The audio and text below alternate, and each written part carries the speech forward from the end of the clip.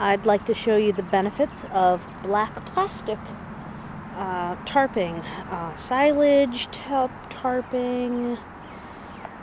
There's a few different things it's called. The basic premise is that you take some sort of opaque, dark plastic sheeting, tarpaulin in this case. It's an old pool cover right here. And you cover an area that is needing to have the overgrowth taken care of. Several months ago, in the fall, so it's currently April, early April of 2018, it's 4/11/18, and in the fall, this area had growth exactly like this. It included some grass that I really didn't want, and some additional other plants that I just wanted to clear it and get a fresh start. So today's the day I'm going to pull up the corner. I did cheat and take a peek. And that peek is happening right here, and I was like, oh, that looks so nice. So, from that, which is largely chives, a weed, oregano, yarrow, and a lot of grass that is just uncontrollable. So, look at that. Look at that.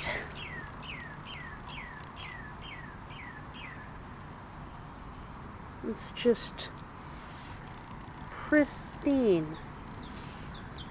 Absolutely perfect dirt. Any nitrogen fixers their nodules have decayed right into the earth. All of the ground cover, all of the plant life has just become good earth. There's a little spider. Now, one of the reasons this works so well is that it excludes light and it bakes things, basically. It just bakes out the soil. Oh, look at that. I wouldn't have even known that was there. It's a plastic bag that escaped from me. A year ago, that was so overgrown, I wouldn't have even known it was there. A little worm here. Let's see if we can wake him up. Wake up, little buddy. Come here, you. You're cold. You don't know what to do because you're cold. He's very much alive. He's just very cold. If I warm him up a bit, he'll move. Hey, buddy. Yeah, there you can see him starting to animate a bit.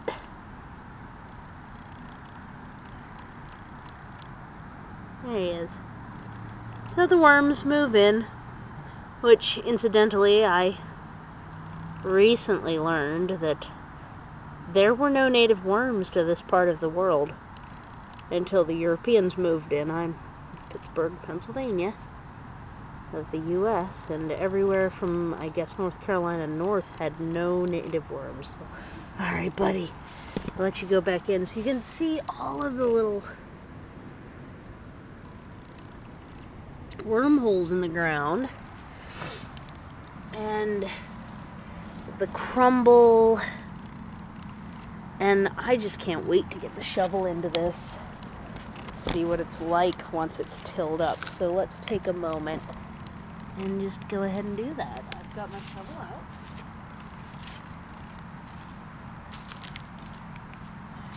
Let's just see how this goes.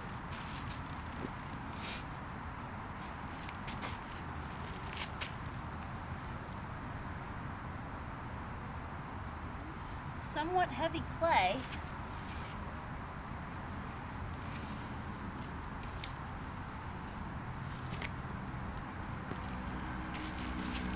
Friend. In you go. It's a somewhat heavy clay.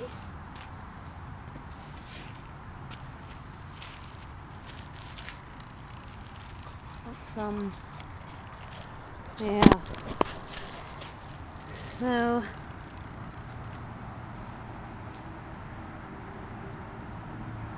This was a heavier clay before, I'm sure. It's wet, sticky, compacted. Probably going to end up treating this with quite a bit of activated charcoal and digging that in to give this soil some tilth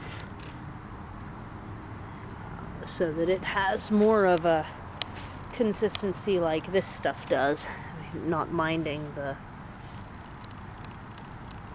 like, that's ideal. See how soft it is. And the little clumps just crumble to the touch. Like, it's just so soft. So, that's the idea. The reason I pulled up that corner is because I'm thinking of taking these two clematis over there. I'm thinking of taking them over for climbing up this corner pole. And I'm also thinking that this seat needs to be somewhere different. So it's, I'm having a moment. A reconsideration kind of moment.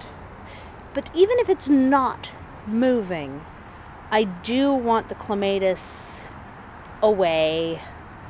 And I think what I'll end up doing is maybe lining the back with lilies for this year. Because I have a few, they're over here, that need to move. I'm walking through a cloud of bugs. This is the only, I got a lily tree mix. Well, they weren't too mixed. This here was the only one that's orange, and everything else is white with a yellow center. Which is fine. Maybe I just didn't know that's what I needed. 'Cause I bet you that's what I'll end up needing. White is really popular, and the other colors, the more of them I have, the better. The other colors can wait, or not come at all. I also learned that Madonna lily is edible, which is amazing.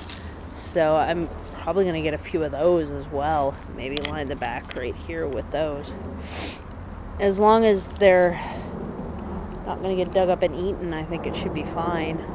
Eaten by anyone other than me. And then I can just take these two. In fact, I might do that today. Take both of these sticks and just adjust them so that they would be able to hold the lily up as it grows. Oh, I'm very crooked, sorry. So, look at these guys.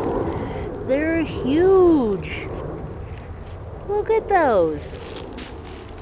They have really good stems on them too.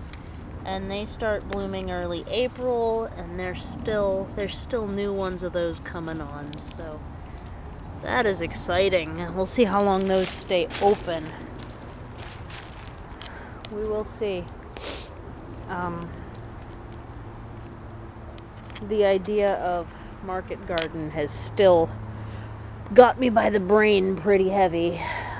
It has for years, the idea of a market garden, but the idea of flower market garden is new and feels like a very, very viable business plan that I didn't even know I was preparing for, which is fantastic. So, yeah, there's a lot of different things. Some of them are good for cut vase. These don't really get tall enough to do anything like that with, but they are still fun to have. Those will be the hyacinth in blue. I thought I had 2 bundles of them. I thought there was another one over there, but I don't see anything coming up over there that looks like a blue hyacinth. So, I don't know.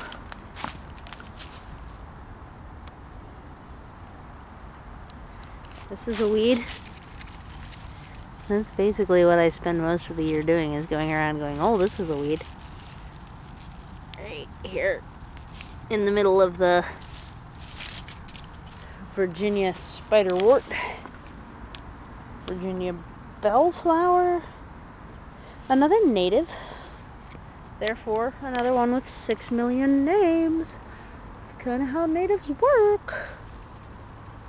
I didn't bury it, did I? No. No, that's fine. How about this side? Okay, I buried a daffodil, but it'll figure itself out. Yeah, no, that's fine. I definitely had another hyacinth over here, and I no longer see it at all, so I don't know what happened about that. Really dunno. Bummer. So there's a whole lot going on out here.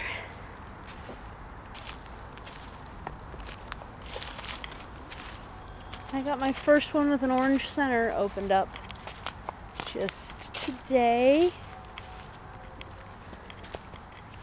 And these pieces of my yogurt containers are working great as labels. See? And I have a cheat sheet for what all of this means, and look at her. That's a pretty. I don't know how well you can tell how bright the orange is on that. It's a really bright little orange. But with dusk falling, it might not be that evident. I guess it's time to mark that one as ending. That's a short-lived daffodil. That stayed blooming for a few days and that's it. Huh.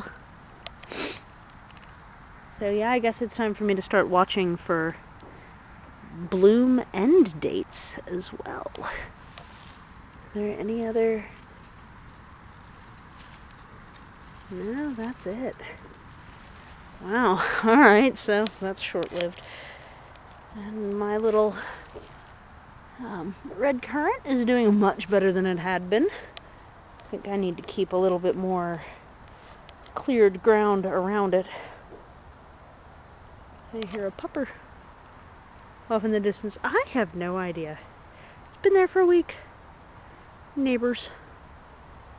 Neighbor stuff.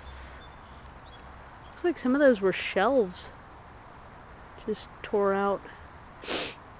Yeah, maybe their basement flooded or something. But there it all is. Anyhow, I forgot that was all there.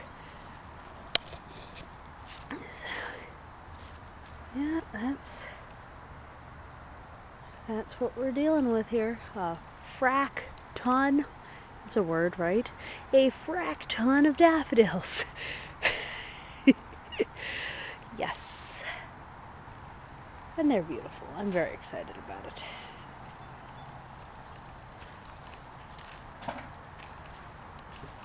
Hey, how are ya? I'm doing alright. How are you? Alright, I'm gonna go and say hi to the neighbor. Or, no, he's gone right back in. We're good. Rhubarb. Yes, yes, yes.